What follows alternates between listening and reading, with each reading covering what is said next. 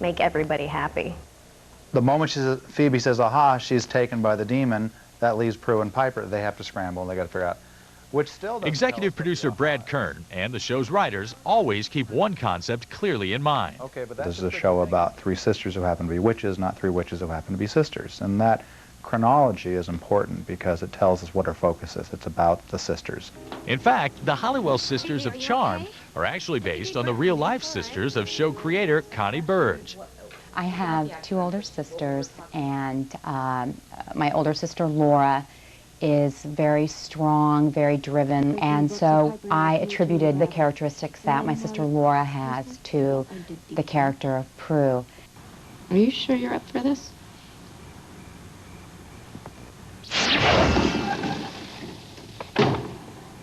I'm sure. The middle sibling typically tends to be a real people pleaser and very funny, tends to deal with life with a lot of humor. That really applied to my sister Edie, and so I could see the character of Piper. When we went back to the 70s, we saw ourselves as kids, and now we'll be seeing ourselves walking around 10 years older. Oh, the vanquishing, think of the wear and tear. Phoebe was honestly the easiest. I just drew from within. What's the matter? He didn't bleed. He's not bleeding. There's no blood. There's nothing. Alyssa was just the greatest piece of luck. She actually replaced another actor at the 11th hour, and so, you know, lucky. Yeah, I felt charmed. And we shot the pilot with a different girl playing Phoebe, Lori Rom, who I will say is a great actress, and whatever her personal reasons were for not wanting to continue, I understand. It's really interesting because Alyssa and Lori are so completely different. And the show is completely different because of the dynamic that Alyssa brings into it. I was just jumping right in. And of course, you know, the dynamic with the other girls, not knowing if the girl that I replaced was their best friend or not. And I knew that the two of them had been friends for a long time, so I was nervous about that. But that lasted all of 6 hours. We didn't gain any lead time when we had to reshoot parts of the pilot, and fortunately the WB and Aaron were willing to reach in their wallets because it wasn't cheap to reshoot a lot of that stuff. The investment paid off. TV impresario Aaron Spelling and his partner E. Duke Vincent had another hit on their hands. This show had the biggest premiere in the history of the Warner Brothers television network. Now again, how did that happen? Suddenly we're doing a show about three young, good witches. I remember when we were picked up after 2 episodes. By the way, it's never happened to me in my whole career. 2 episodes on the air and they call you and pick you up for 22. Come on. And I called Alyssa and Shannon, got on the phone. And I said, we've been picked up. And they said, what? So we've been picked up for the whole year. And they started screaming. I think I psyched myself up going, God, we're going to have really bad ratings, and, you know, we're on a tough night, and blah, blah, blah, blah, blah. I'm holding the damn phone waiting, and they ran away to scream to the crew, we're picked up for the whole year. And I could hear their voices screaming. The crew started applauding and screaming. A great moment. Really a great moment. Then the second season, when they moved us to Thursday night, I was like, oh, we're dead, we're killed, we're getting canceled. And Shannon let the CEO of the WB, Jamie Kellner, know her feelings firsthand. Shannon called me all upset when we first announced that we were going to move the show, and you know, I remember promising her that the show would do as well or better in the new time period, and so she said, well, I'm going to be watching. And I think right after we got our numbers on Thursday night, I called her, and so she admitted we were right. I think that we kind of caught lightning in a bottle with the girls and their chemistry. I like to think that we maintained it with good stories and good scripts and good production, but it starts out with the girls. Some have said Charmed reminds them of another female-driven Spelling hit. You have 3 attractive women who are doing good things every week. So yeah, I've been told that this feels like Charlie's Angels with broomsticks. I can see the comparisons, especially when, you know, there's a Charlie's Angels shot of us like all 3 running down the street, and you just feel it. You're like, oh, here's the Charlie's Angels shot. We're 3 girls, and it's a spelling show, and we always have great hair and makeup and great clothes, so it's hard not to draw the comparisons. And it was a great show, so it doesn't bother us that much. Buddy, what are we doing? We're getting a type 2, you Help guys. me help you. It's pure entertainment, and we have fun doing what we're doing, and that translates to the audience. In the next hour, you'll watch the magic happen. Meet Shannen Doherty, Alyssa Milano, Holly Marie Combs, and their hunky male co-stars. And discover how the writers, producers, and production wizards help these lovely ladies bewitch America each week. So don't go away.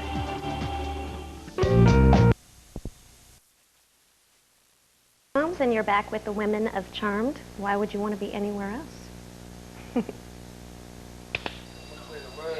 It takes months to produce an episode of Charmed, from story development through filming to post-production. And each show is unique, but one element remains the same: the women of Charmed. Let's get to know the actors who play the Halliwell sisters, starting with Holly Marie Combs. Don't make me kill you, buddy. Holly started acting in commercials at the ripe old age of 10. She went on to appear in low-profile movies such as 1992's teen slasher flick Dr. Giggles. But in 1993, a little woman-to-woman kiss on the David E. Kelley series Picket Fences thrust Holly into the national spotlight and ignited her career. The sexuality between teenagers is just like so shocking. Picket Fences was more sitting around the table and talking, which is actually good. And I thought all this action stuff would be a lot easier than it actually was. Katie! Holly's Charmed beginnings involved an old friend. Shannen and I have been friends for about 7 years, and we had the same business manager who also represents Connie Burge, our writer, so it was kind of an in-house production. Our business manager is getting fees from all of us now. The interesting thing is when my agent gave me the script, Holly had the script as well. And so when I went in to have my conversation with Aaron, I brought Holly with me. Aaron and I just sat there telling the network that Holly was perfect. I auditioned and I tested for the network and I went through all the gates and ran the gamut, and they finally hired me. I tend to be on the dark and serious side, and Holly's middle of the road, I would say. She can go comedic or go dark. Being around Alyssa, Holly's picked up a lot more comedy. Show creator Connie Burge was seduced by Holly's charm. Holly, who had such a wonderful resume with Picket Fences, brought just the perfect amount of humor and the kindness and the gentleness that I always thought Piper would have.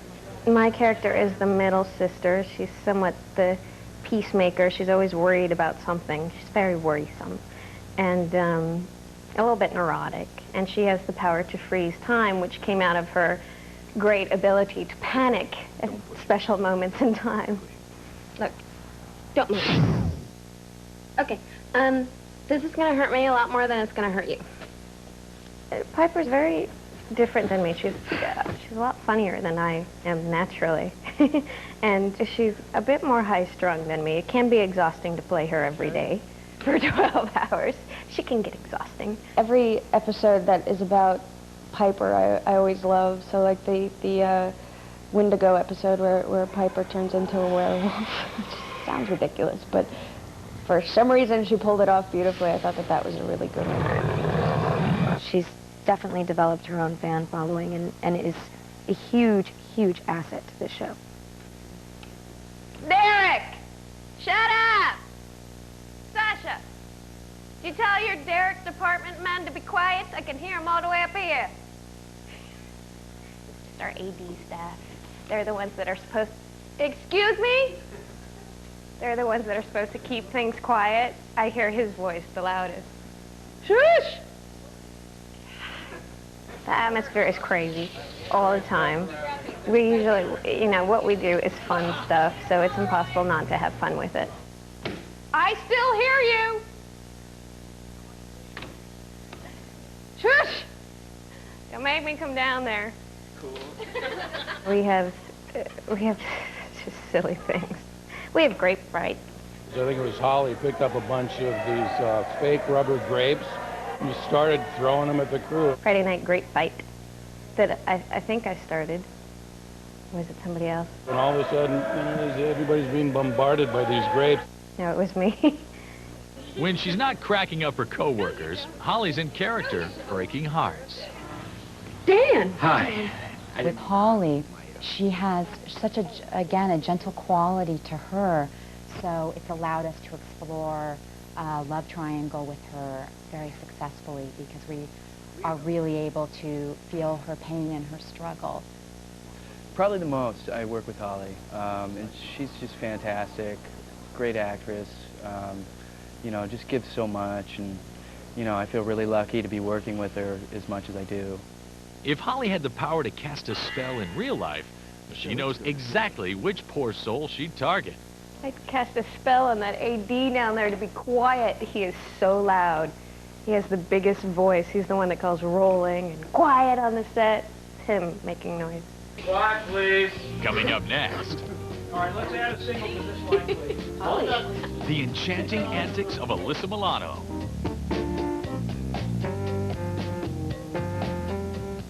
Alyssa Milano, and you're hanging with the women of Charmed. And if you're good and you stay right there, maybe we'll cast a spell on you. Okay, we got him. You there? Okay. Goodbye. Each of the Halliwell sisters has a special power all her own.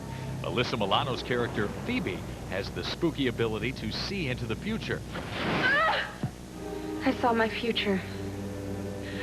I was being executed. But off-screen, Alyssa's very different from her character. Oh, God. I hope she doesn't kill me. My first memory of Alyssa, I think we were 12.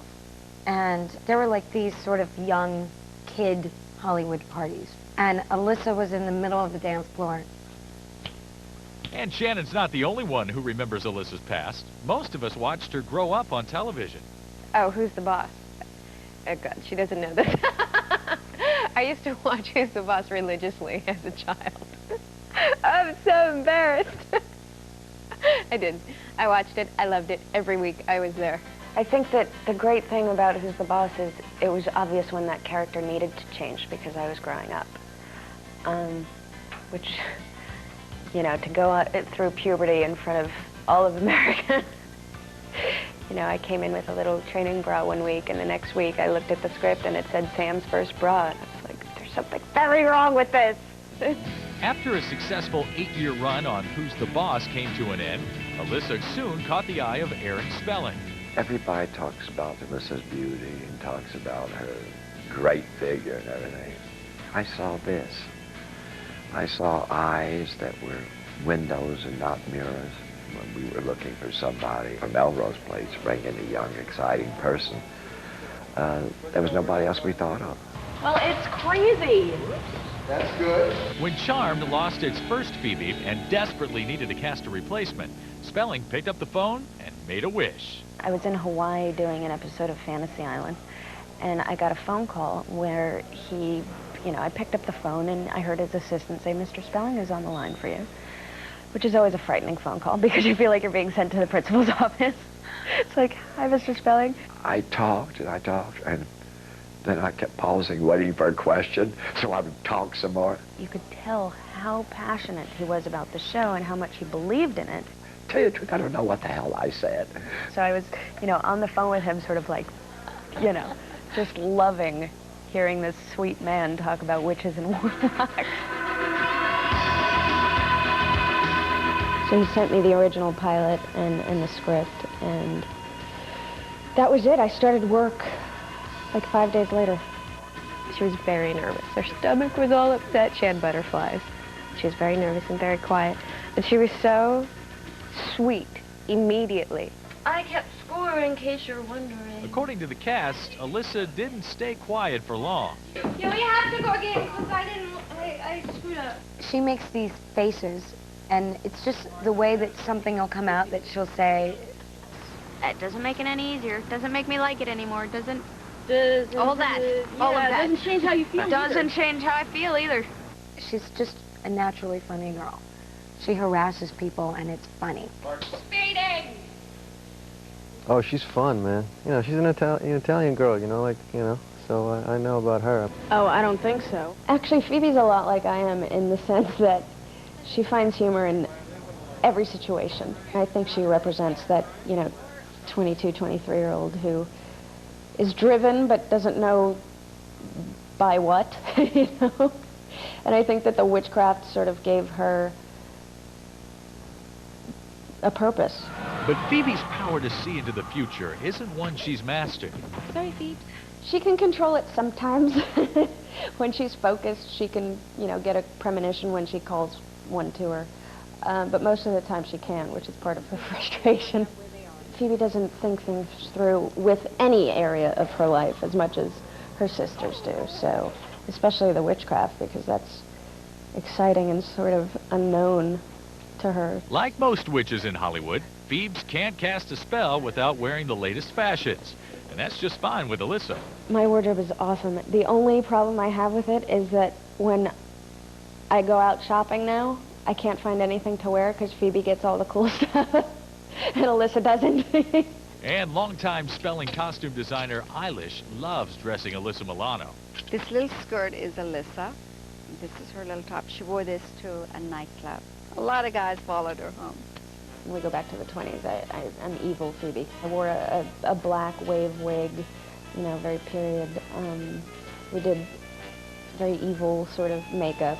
This was the dress, and then this was the cape that she makes her big entrance in. She got into the character as far as the makeup and the way she walked, the way she talked. It definitely makes it easier when you look in the mirror and you're like, whoa, that's not me. Alyssa may get lost in her character from time to time, but here in the present, she's among friends.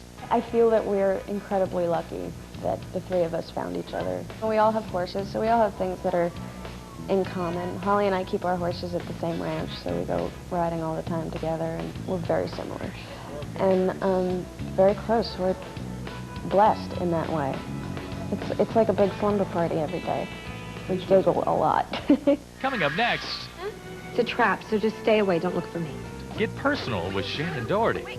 We didn't have to get half naked. We just had to make out.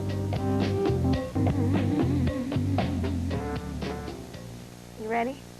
All right. Hi, I'm Shannen Doherty, and you're watching The Women Uncharmed. And I'm told that the show takes a lot of work and a little bit of magic. Line up and shoot. Quiet, guys. Lining up and shoot. Quiet, please. Shannen Doherty portrays the eldest of the three charmed sisters, Prue Halliwell. I can move things with my mind. And then I figured out how to levitate people. Prue is starting to branch out and take some chances and experiment. Experiment with love, experiment with a career. She's loosening up, which, thank God. It's like, oh, God, you're just, you know, she's always getting on to Phoebe for casting a spell, and it's draining to play, actually. Phoebe, I'm going to help him. Think about this. How well do you really know him? Demanding work doesn't faze this acting veteran. Shannen Doherty began her career in 1982, starring as Jenny Wilder on Michael Landon's Little House, A New Beginning. I was 10 years old. It was a lot of fun. I loved Michael Landon. Next, she did the TV series Our House and the critically hailed cult film Heathers. But it was Aaron Spelling's Beverly Hills 90210 that made Shannen a star, though she left the hit series to make more films. And then my agent called me and said, you know, there's a TV show called Charmed. Why don't you read the script? I was like, all right. And then he told me it was Aaron Spelling, and I was like, okay.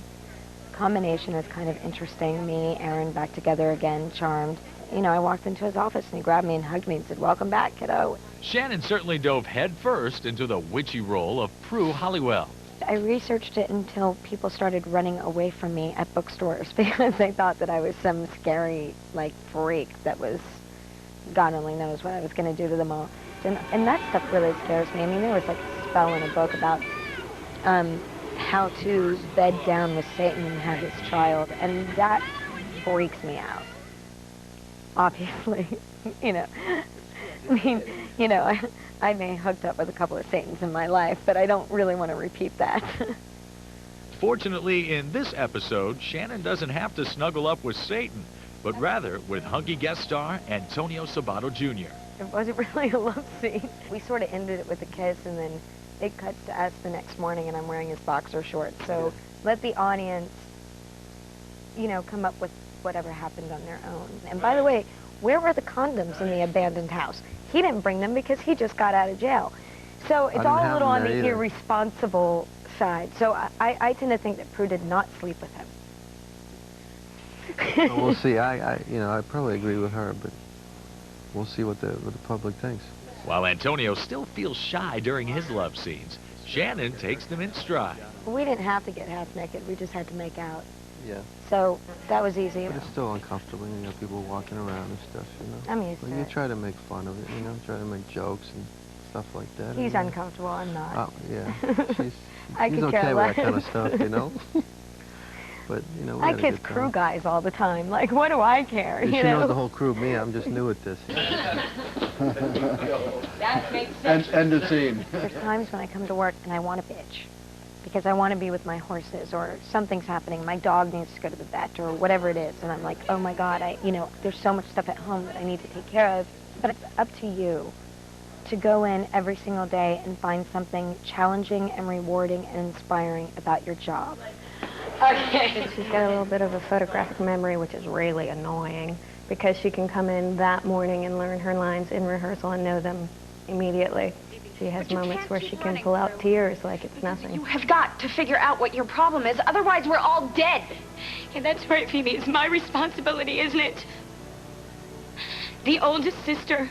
Shannen knows her acting ability isn't the only reason viewers tune in. I have some really great clothes. I think Eilish does such a good job, and she makes every outfit interesting. I think the most casual thing where I don't have to worry about whether my stomach is sucked in or not is really nice.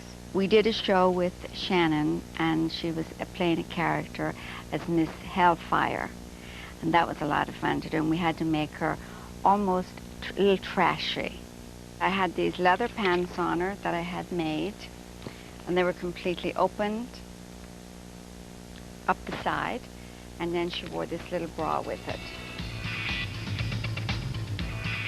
I think Hellfire is probably one of my favorites because the tone of the show changed and it became more of what I had always wanted the show to be. The lighting got a lot darker and shadows cutting in and out.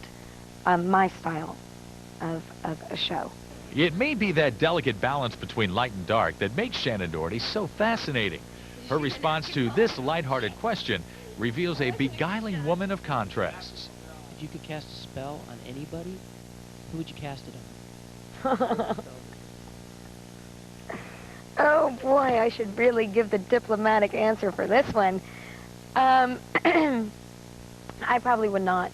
There's honestly, it's the cheesiest, corniest answer in the world, which is why I hate saying it, but it's 100% true. And my dad has been struggling with his health for a really long time, and I would probably cast a spell just to heal him completely and make sure that he was healthy and would live a very long time. And then if I had like one petty one, it would probably be something vicious and mean. Cast a spell on like some guy that I can't stand. It would be some really ridiculous, vindictive, girly spell. When we return, he's here for love. The women of Charmed wouldn't have much fun without the sexy guys of Charmed. Good guy, bad guy. They're like, good guy, good guy. Yeah. They're up next. Hi, I'm Brian Krause, one of the guys of Charmed, and you're back here watching the beautiful women of Charmed, just like I do every day. Let me see, The women of Charmed wouldn't be as sexy as they are if they didn't have the men of Charmed to be sexy with. It's a very hard job to have to look at those guys, have to look at their faces every day. Actor Brian Krause stars as Leo, a guardian angel type character known as a white lighter. Last season I started handyman. About halfway through, the audience found out I had powers. I have powers to heal. I can disappear, reappear. I hate when he does that. I was like, oh no, anybody who has powers dies. And, you know, so I came in the day of, I'm supposed to do this magic thing, and, you know, I had no idea if I was a good guy or bad guy, and I'm like, okay, good guy, bad guy. They're like, good guy, good guy. And Brian Krause is just the consummate professional, always knows his dialogue, and he's sort of got the worst of it because he's the white lighter. He has to explain the demons of the week. Story editor Robert Masello tries to make sense of all these magical men. The white lighters are kind of angelic creatures, and in this case, Leo is the white lighter who has been assigned to the three Charmed sisters. And his job is to kind of watch over them and help them. But at the same time, he is, as the stories have developed, he's formed an emotional and romantic attachment to the character of Piper. So it's been very difficult for him to decide whether to remain on the higher plane as a white lighter. What had happened is I saved her when I wasn't supposed to, and they clipped my wings, the elders clipped my wings, and I'm like on suspension. We were dating last year, and then she found out I'm a white lighter, and it made it kind of difficult. Alyssa Milano's character Phoebe has also been riding the romantic roller coaster, especially with on-again, off-again boyfriend Cole, played by actor Julian McMahon. I have nothing to say.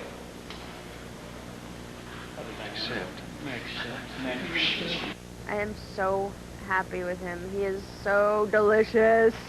The women are gonna freak out because he's, you know, he's playing the part so well. He's doing like this, there's something very sort of brooding and sexy about him, but also really funny and quirky. And his body is like, just like, please, I can't even, I'm sweating just talking about Julian. You can always tell when Julian and Alyssa have a scene together because she sort of comes in like an even better mood and sort of runs around the set going like, I get to kiss Julian. We're like, okay. There's my man now. You can come in if you want. I'll introduce you to everyone. This is my, this is my Julian McMahon. You had to hear me talking about you before I started sweating. Oh, really? Okay, don't get too close to me and don't touch me. Just stand over there and don't look at me either. But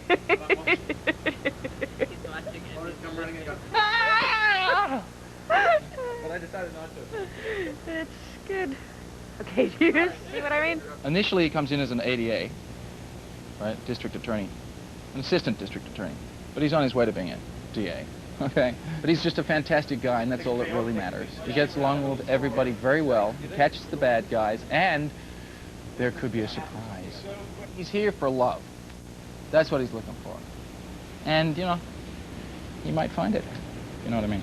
Shannen Doherty's character Prue has also had a weakness for bad boys, like the one played by guest star Antonio Sabato Jr., though that relationship seemed doomed from the start. There's a lot about me you don't know. A few things that you need to learn about me, too.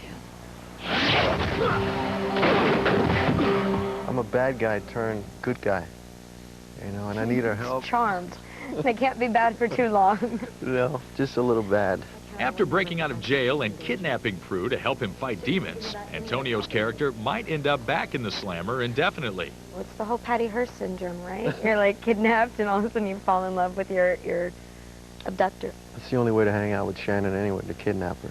'Cause she's so busy, you know, it's the only way. I told you I'm not getting my sisters involved. Fine.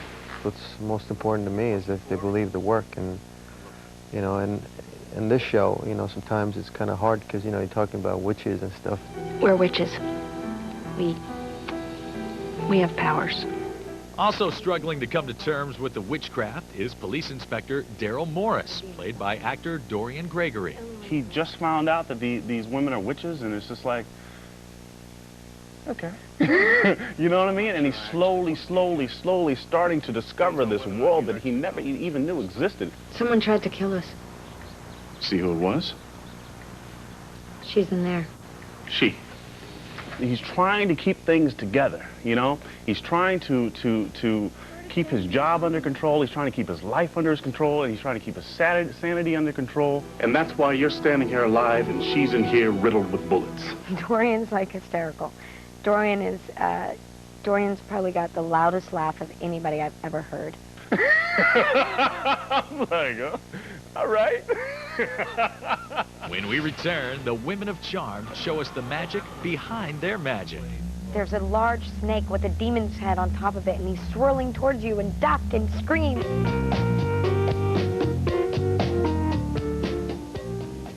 Welcome back to the women of Charmed.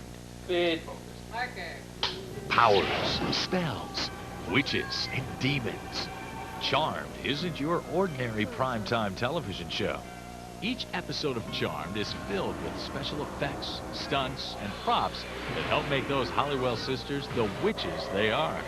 Director Jim Contner has seen Charmed grow into a supernatural phenomenon. People love to be dazzled with special effects. I think the relationship with the three sisters works really well, and I think people respond to that. The fact that they're all really good looking helps. Executive producer Brad Kern oversees the magic behind the magic. Oftentimes they're acting against a green screen, and we're going to put in the demon later or the special effect, and they have to somehow imagine what we're going to be doing. Sounds easy, but it's not. You have to have such a sense of imagination and stamina to be able to look at a green screen and picture the scariest, biggest demon we've ever come up against. A lot, almost every week. Chris, do left and right your full range of movement for your head. That's just my head. You're reacting to absolutely nothing, and that's the bad part, because I'm a very self-conscious person by nature. So I look around and I see crew members like watching me act like an idiot, and I get very like uptight and self-conscious. First AD Tim Longsdale has had his share of long days as well. The last episode, we worked with a lot of animals. We were in shooting in P3, which is the club in the show. At one point, the girls cast a spell, and all of the extras become animals. So we had the difficulties of not only dealing with animals on the set, but then doing it on green screen. With each new show, the Hollywell girls discover new spells and new demons. We're always constantly striving to come up with a demon that looks different or has different powers than the last episode. Turning it into a hairy monster convincingly, which is a lot harder than it sounds, without making it look stupid or campy and make it seem scary and not laughable. And if that's not frightening enough, in one Charmed episode, Shannen was transformed into a man. All you have to do is visualize a man that you admire and then emulate him. You know, the walk will follow. A man that I admire. All right, I got that. Okay.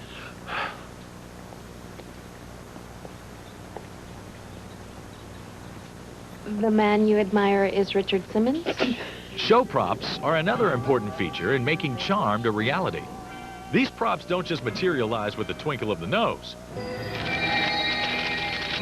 They're created by a top-notch prop department, including assistant prop master Christy McGeachy. My most loved and my most hated prop is right here, this Book of Shadows. The symbol here, which is the triqueta, meaning the three sisters, and they're the charmed ones. It's actually the spell book of all the witches and family members before them. These are actually demons. This is one of our new pages that we just had made.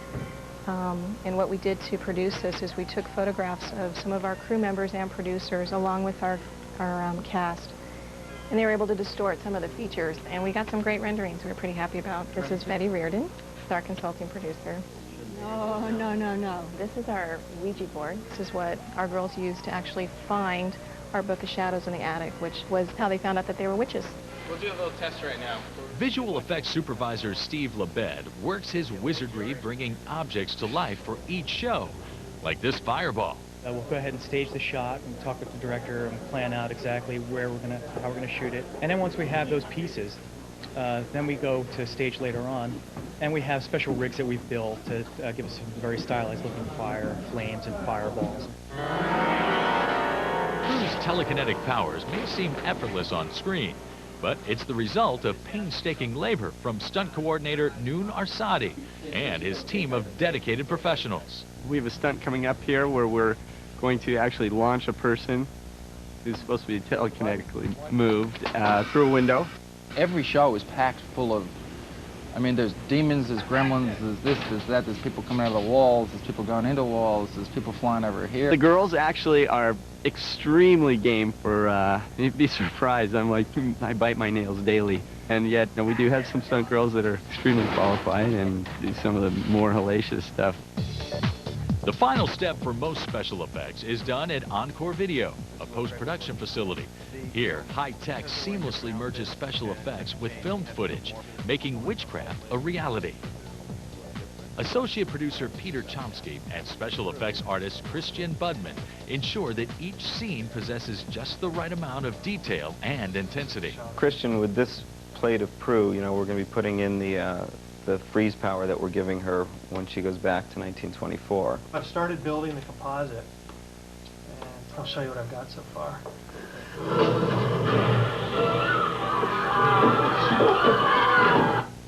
Executive producer Brad Kern is involved in the development and fine-tuning of the show's effects. This is Astro Prue. This is Prue's new power from telekinetics. She has the ability to project herself into a different room. She's actually literally in two different places at the same time.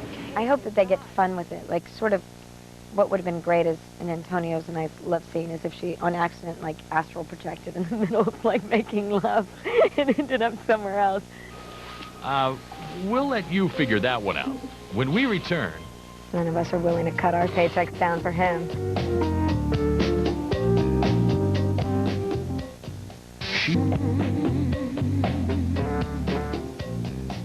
Welcome back to the Women of Charm.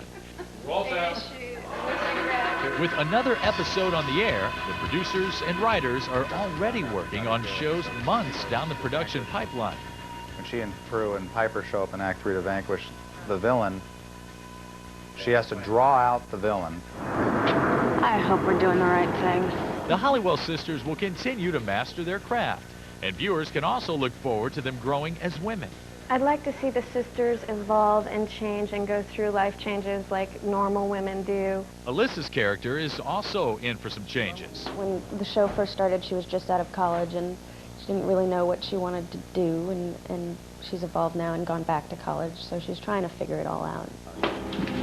Phoebe, are you okay? I saw my future. Phoebe is still in college, and she still has no car. But at least she's, you know, got a boyfriend now who's out of college and has a car. There's so many different levels to this guy. You think he's a bad guy one second, a good guy the next, a demon the next, and then you really don't know what he is. Is he falling in love with somebody, with Alyssa's character? Is he not? Is he playing a game? There's so many questions, and it's really quite interesting. Of course, it's really the writers and producers who decide Phoebe's fate. So the final exam is something that she might have to miss by vanquishing this demon.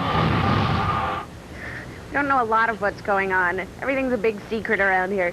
And Antonio Sabato Jr.'s character may be gone. You'll never see me again, I promise. But he's certainly not forgotten. I'd love to come back. You know, my character goes back to jail again, so we'll see. With Prue, she's struggled creatively to sort of figure out what it is that she wants to do. I pushed for her to quit her job at Buckland's and to get into photography, just to do something that sort of explores her creative artistic side a little bit more. And now, Shannen will have the opportunity to explore her creative side. She's leaving the series to pursue her dream of directing. Here are these words. Hear the rhyme. We send to you this burning sign. Then our future selves will find in another place and time. The actress selected to charm us in the show's 4th season is Rose McGowan. Rose joins the bewitching cast to play long-lost sister to Alyssa's Phoebe and Holly's Piper. Rose catapulted to stardom on the big screen as a sexy victim in the very popular movie Scream. She also starred in Ready to Rumble, Jawbreaker, and most recently, Rat in the Can. Now she'll bring her edgy appeal to the Spelling series. So keep watching as the charmed cast and crew continue flying high, broomsticks and all. Thanks for joining us. Cut. That was excellent. I have like weird dreams that'll come true and little things. The most magical event is that I got a job here. We can't encourage the superstition rumors. My trailer moves around a lot. Her power helps the